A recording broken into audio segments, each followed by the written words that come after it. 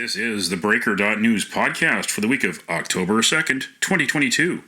I'm Bob Mackin, publisher of theBreaker.news and host of the Breaker.news podcast. Welcome to edition number 258. The Breaker is your source for news, opinion, and analysis about British Columbia issues, institutions, and influencers. Later, I'll tell you how you can support The Breaker. On this edition, headlines from the Pacific Rim and the Pacific Northwest. I award a virtual Nanaimo bar to a difference maker. And, on the big deal feature, another installment of MMA, Mackin, Mario, and Andy. Mario Canseco of ResearchCo and Andy Yan of the Simon Fraser University City program join me to look back at the week that was on the road to the October 15th Vancouver elections. Is it just me, or do we live in interesting and somewhat scary times? Mahsa Amini, arrested by the morality police last month for not wearing a hijab in Iran, died September 16th in custody. The case has ignited protests inside and outside Iran against the Islamic regime. On the last day of September, Russian dictator Vladimir Putin declared he had annexed parts of eastern Ukraine after a sham referendum during the war. Meanwhile, in China, Xi Jinping marked 73 years of communist rule. As he continues to threaten to invade Taiwan, he continues to hold Uyghur Muslims in jail because they are Uyghur Muslims, and he continues to crack down on free speech in Hong Kong. We have so much to be thankful for here in British Columbia, but we also have so many socio-economic and environmental challenges to overcome. The healthcare system late in the pandemic is at the top of the list, along with housing affordability, or lack thereof. You can change your community's future for the better. Local elections are October 15th. We live in a global village, and dictatorships like Iran, Russia, and China are national security threats, but they aren't just the problem of the federal government. Ask the politicians seeking office in your area if they would welcome refugees from China, Iran, or Russia.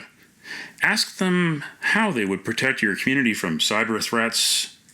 Ask them if they would adopt ethical purchasing policies to avoid buying goods from companies connected to the governments of Russia, Iran, or China. Think global, act local. What do you think? Email Bob at theBreaker.news. This is the Big Deal feature on the Breaker.news podcast. It's MMA time again. I'm Bob Mackin, and joining me are Mario Canseco of ResearchCo and Andy Yan of the Simon Fraser University City program, the Vancouver Civic Election Roundtable, looking at last week's headlines with less than 2 weeks to go until Election Day on October 15th. Big story this week. Mayor Kennedy Stewart wanted to put a big proposal out there. His $10 billion loop. He wants to get the SkyTrain to UBC, which hasn't happened yet. He needs to get the funding together. Then he wants to send it the other way to Metrotown via 41st and 49th. A big dream of his, a big policy. Is this idea realistic, or is it just loopy? Well, I mean, for me, it's since it kind of touches my jam, is that I think first it's not necessarily just the actions of a single mayor of a city in metropolitan Vancouver that gets to decide where major transportation spending occurs in metropolitan Vancouver. That a lot of this, I think, is actually part of a larger kind of set of plans. It's actually really looking into, say, the Transport 2050 plan, which is actually a pretty neat document towards understanding where transportation is going in metropolitan Vancouver. And at the same, and really what certainly is identified is how that connection, particularly from UBC down through 41st and 49th Avenue, is identified as a possible major transit network, but that it's certainly one that is set for much further research, that it isn't necessarily down to SkyTrain. It's actually down to what's interesting is really grade separated technology of future study, that it actually includes options to look at, say, light rail transit, which is actually the fact that it might not be SkyTrain, that it may not be technology that's appropriate towards SkyTrain. And I think that part of it is actually how transit in the region is a team sport. It's not only just the dictation of one single mayor, it's actually how it's a collaboration of mayors across the region. So I think to that extent, it's a bit of a stretch in terms of kind of, I guess, electoral politics, but yet at the same time, it's really, I think, something that I think is, is, I guess, one party appealing to an electorate. Well, we've seen just how long this type of project takes. Back in the 2015 election, Jody Wilson-Raybould was the candidate that was going to deliver the Arbutus SkyTrain. And here we are, a resignation later, 2 minority governments later, and we're still building this thing. So you can't really promise something like this to be delivered within 4 years. It's a significantly longer term project. The notion, particularly from people who do not live in Vancouver, of being able to connect all the way to UBC through SkyTrain is definitely popular. There's a discussion about how much this is going to cost, what type of damages could be done to the people who are living around there. We're seeing a little bit of that in West Broadway because of the construction of the SkyTrain, similar to what we saw with the Canada Line in Cambie. So it's definitely something that is going to throw off people at some point.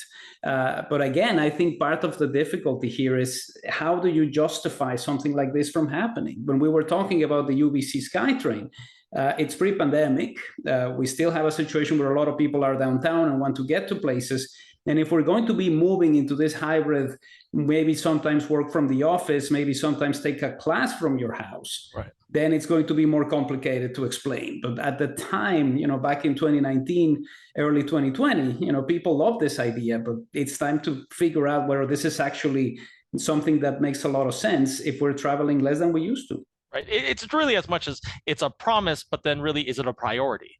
It's like within the kind of vast, I think, list of needs in terms of regional transportation, whether it's looking at the North Shore or really where I think mass transit is needed in terms of south of the Fraser, that really how much of this line, this loop is really a priority, and really perhaps, is this something that's 2050, 2060, 2070 in terms of the vast list of regional transportation projects, through which you got to remember the city of Vancouver is only 25% of the region compared to really 75% of people in the region living outside the city of Vancouver.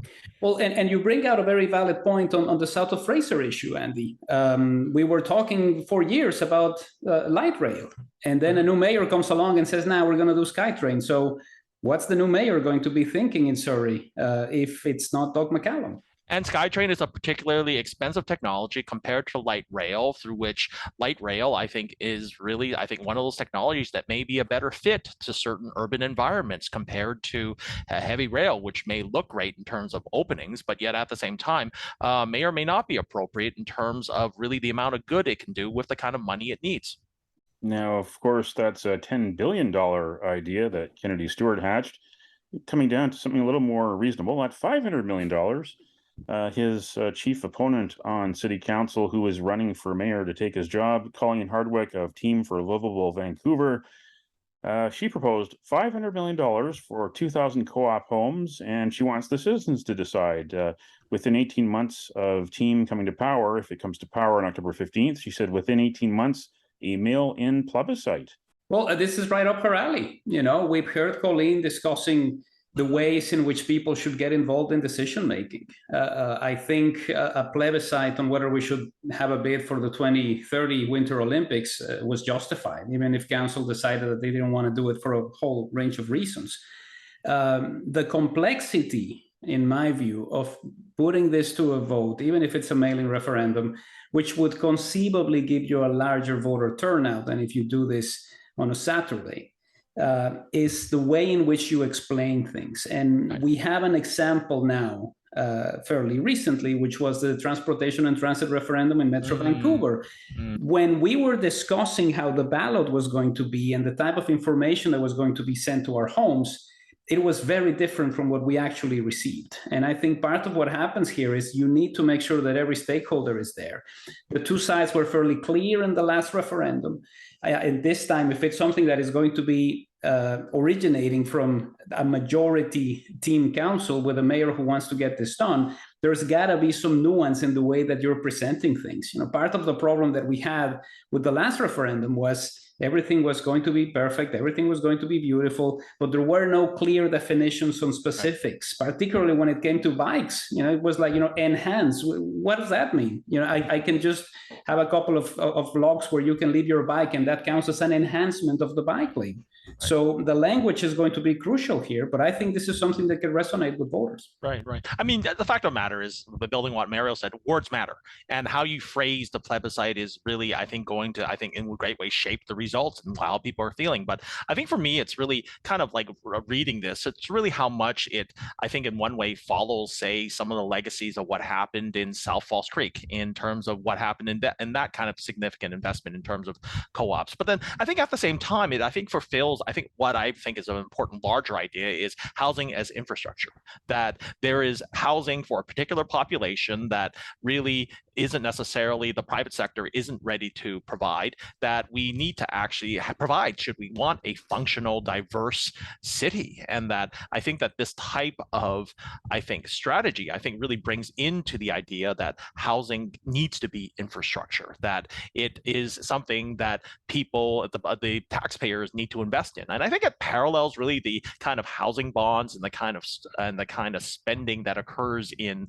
a lot of American cities in terms of the affirmation of city resources into affordable housing.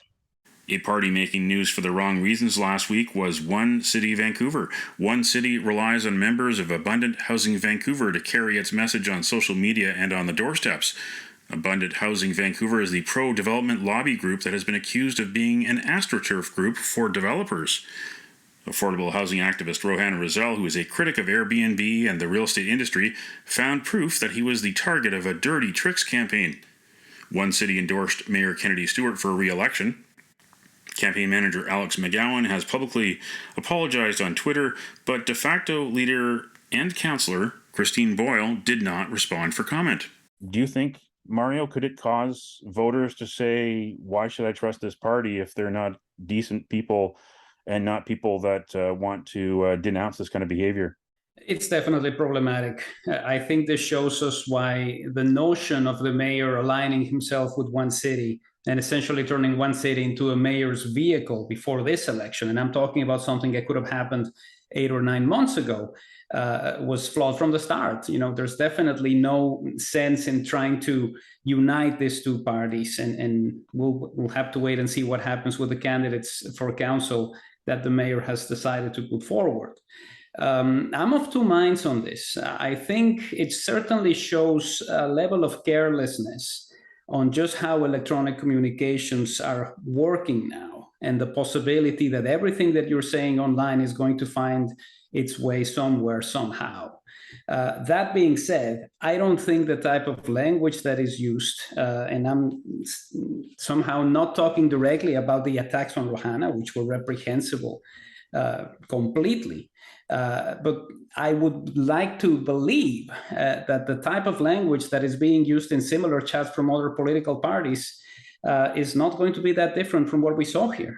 And I think that is part of the problem with the analysis here. Should One City come out there and say, we despise this is terrible? I think they should, but it's difficult to know when everything suggests that the other political parties are also behaving this way and criticizing people who are not with them with this similar language. So I'm of two minds on this. It's terrible that it happened. Certain aspects of that conversation should never take place, especially when you know that it could become public. But if we were a fly in the room of some of the war rooms in some of the other political parties, we would listen to stuff that is probably just as bad.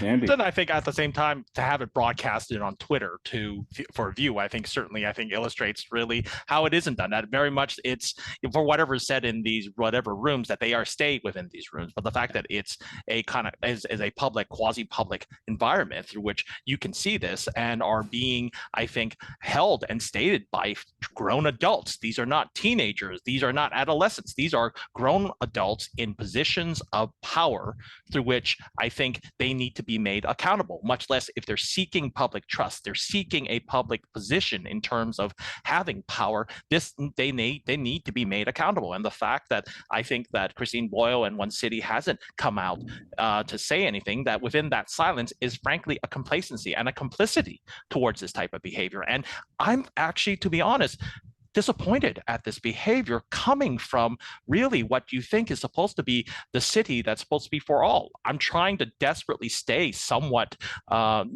nonpartisan in this position, but it's a type of behavior that you'd actually expect within the alt-right that you see is occurring here. And I think that I have a feeling I was probably a part of those types of conversations, but yet at the same time, it's just a sense that you feel targeted, but yet by adults. These are, grown adults who are seeking power and frankly have access to power, and they need to be made accountable. And I think in that accountability, it's as much as professional accountability, but then also the fact that people, if this does not fit your values, don't vote for them.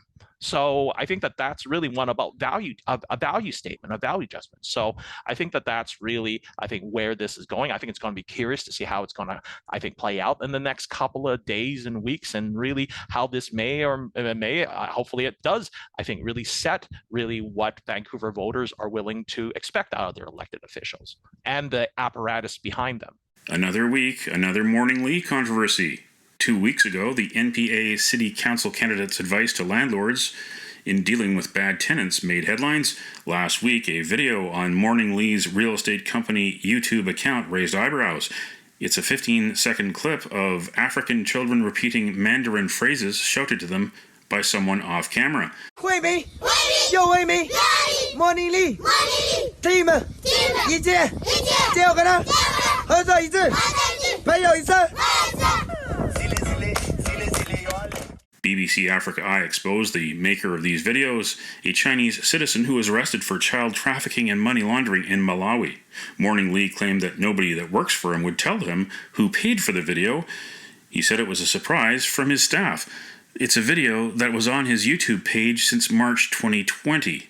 Lee removed the video from public view and said he condemns child exploitation. Another embarrassment for the NPA in a campaign where, of course, we saw them lose John Cooper back in August and get replaced by Fred Harding, the Beijing businessman. Here we've got the real estate agent wanting to be on city council, Morning Lee getting in trouble for this video. What does this say about the NPA campaign? And it indicates to me, at least, that they didn't vet their candidates. This behavior is just completely despicable. And part of the problem that I see here is he claims not to have anything to do with it, yet he has access to the platform in which the video is posted to turn it into something that is private. It's just horrible. And part of what is happening here is I think they feel that they're too close to the election to do something about this, that it's only going to bring more negative coverage if they decide that they want to drop him. Right after we had the controversy over whether people who aren't really who don't really have Chinese descent can have their names written in Chinese, and it just shows the I guess to borrow the term from Nelson Muntz in The Simpsons, the powerful weakness of the NPA campaign. It's just absolutely horrendous that something like this happens. And the one thing that we continue to talk about is whether Fred Harding's comments when he wasn't even running for the NPA related to Soji were really what he meant or not. So it's been really interesting because every week we meet and we think that it couldn't get worse for the NPA, but we still have 2 weeks to go. I believe the term is hold my beer.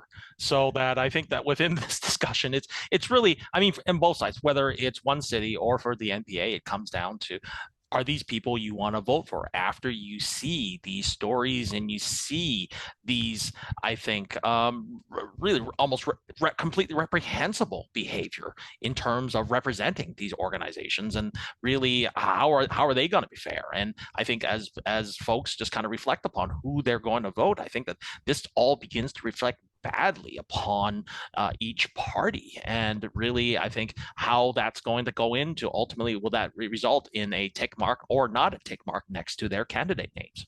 there were debates. The two KSs showed up. No empty seats. Kennedy Stewart and Ken Sim on the same stage, along with Mark Marison, Fred Harding, and Colleen Hardwick. There was the Business in Vancouver debate. There was the Downtown Vancouver Business Improvement Association debate.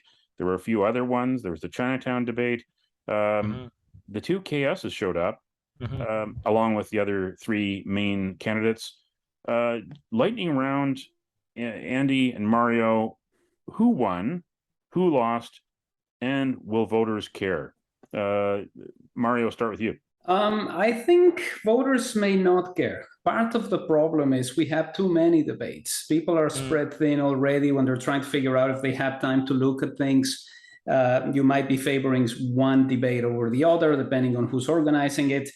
Everybody and their friends are calling the candidates and saying, you need to be at this town hall from 8 to 10. And it's very complicated to do something like that every couple of days. Now, that being said, I think ABC emerged from the Chinatown debate really revitalized. We saw the glee in which they discussed certain things, the criticism towards Kennedy Stewart, the lowest form of political communication, in my view, which is to tweet that your candidate won the debate. But we haven't seen that over the past couple of days. And I don't know if they decided not to go there again, or if they're not feeling as confident that the job was done better in the BIA and the BIV debates. But it's certainly something that caught my eye. Usually you have a lot of tweets from people saying our candidate won. They started that tradition, but they haven't continued with it. So maybe they realize that it's futile, or they just don't think that Ken Sim hit it out of the park the last 2 days. Right. I think that part of it, I wasn't at the BIV or the BIA debate, but that downtown BIA debate, but I was over at the Chinatown debate as well as the Temple Shalom debates. And I think that it's interesting how I think these become opportunities to see whether these candidates do the homework to their host debate, to their hosts and their host communities. And I think that if anything, it's not only the kind of, responses to the direct questions, but then how the skill through which the candidates respond to the question and really appeal to their host communities.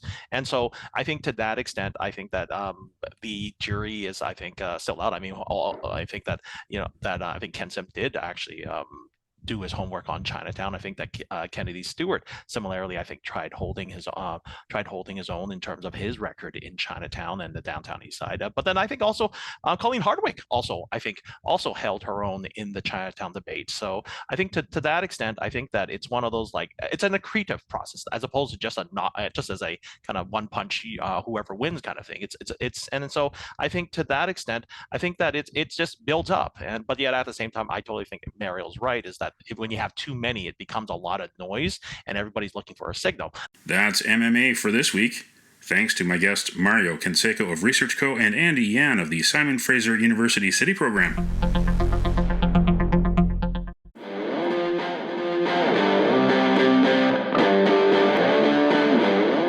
Now it's time on the Breaker.news podcast for Around the Rim. We look at news headlines around the Pacific Rim. In the Taiwan news, Taiwan calls on nationals with Russian passports to consider leaving Russia. President Vladimir Putin seeks to mobilize 300,000 men to fight in Ukraine. The Foreign Affairs Ministry urged Taiwanese living in Russia to contact the representative office in Moscow if they need assistance. Taiwan's call for nationals to consider leaving Russia followed the United States Embassy providing a similar message to its citizens. In the Kyoto news, figure skater Yuzuru Hanyu celebrates 50th anniversary of Japan-China ties. In his 5-minute speech at the event, Hanyu said he hopes that Japan and China will, quote, build a better relationship because they are neighbors, end quote. Meanwhile, messages from Japanese Prime Minister Fumio Kishida and Chinese President Xi Jinping were read out at another event hosted by the Japan Business Federation. Kishida was absent from the ceremony held in Tokyo due to the deepening rift between Beijing and Western nations over Taiwan. In the Hong Kong Free Press, self-exiled Hong Kong Democrat Ted Hui sentenced to 3.5 years in jail in absentia. Hui, who is now in Australia, was not represented in court. After learning of his sentencing, Hui told Hong Kong Free Press that he despised the court's decision. He had been found guilty in June of contempt for fleeing to Denmark. who had been charged for multiple protests under the Beijing-imposed national security law. That's Around the Rim on this edition of the Breaker.news podcast.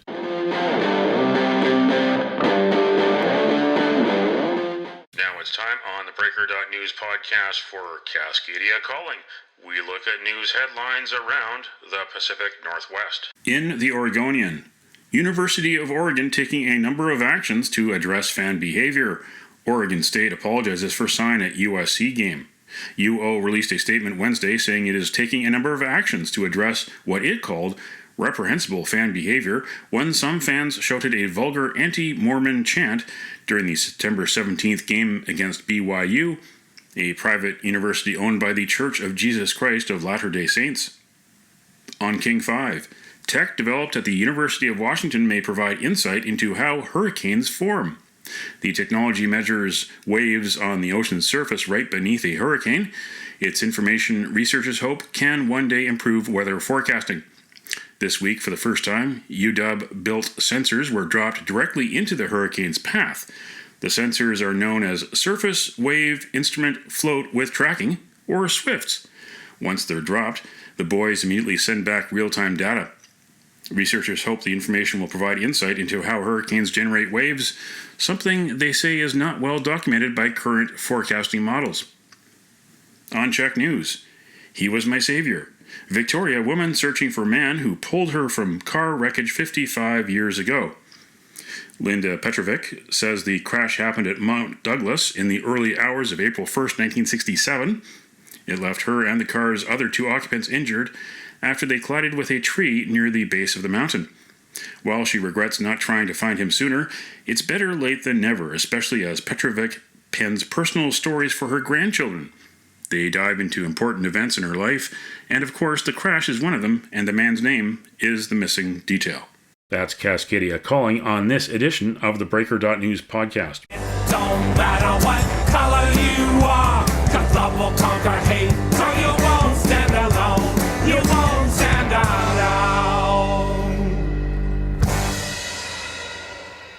The virtual Nanaimo Bar, brought to you by Spruce Hill Contracting. Every week we end the Breaker.news podcast on a tasty note by awarding the goodness of a virtual Nanaimo Bar to people making a difference. A virtual version of the province's favorite dessert bar goes this week to used clothing stores, used car dealers, those that refurbish old products and make them new again. October is Circular Economy Month in British Columbia. It's a time to think about reusing and recycling for the sake of the planet. You can nominate someone for a virtual Nanaimo Bar. Send me an email to bob@theBreaker.news. Spruce Hill Contracting, custom homes and renovations. Find more information at sprucehill.ca.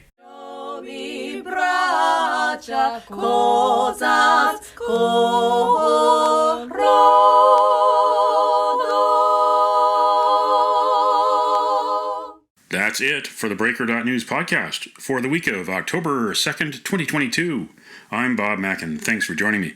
Did you know that on the 2nd of October in 1968, it was 10 days before the Mexico City Olympics, President Gustavo Díaz Ordaz ordered the army to crack down on 10,000 student protesters. The official death toll is unknown, but some reports say more than 300 were killed and 1,000 arrested. Now you know. Send me your feedback, send me your story ideas to bob@theBreaker.news. Bookmark theBreaker.news. You can also find us at theBreaker.ca. Sign up for the email newsletter and get updates to your inbox. For news as it happens, follow The Breaker News on Twitter and visit theBreaker.news on Facebook. You can support The Breaker for as little as $2 a month. For more information, go to patreon.com/TheBreakerNews. That's patreon.com/TheBreakerNews. Until next week.